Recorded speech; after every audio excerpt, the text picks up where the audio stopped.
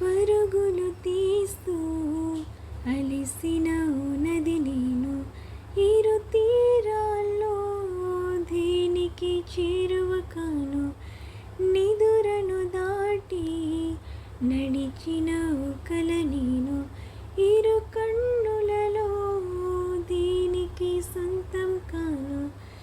నా ప్రేమే నిస్తమయిందా, హో నా సగమేదో ప్రశ్నగా మారిందా, హో నేడే పంతానికి పేరుందా, హో ఉంటే విడదీసే వీలుందా, హో కరిగేలోగా ఈ క్షణం గడిపేయాలి జీవితం.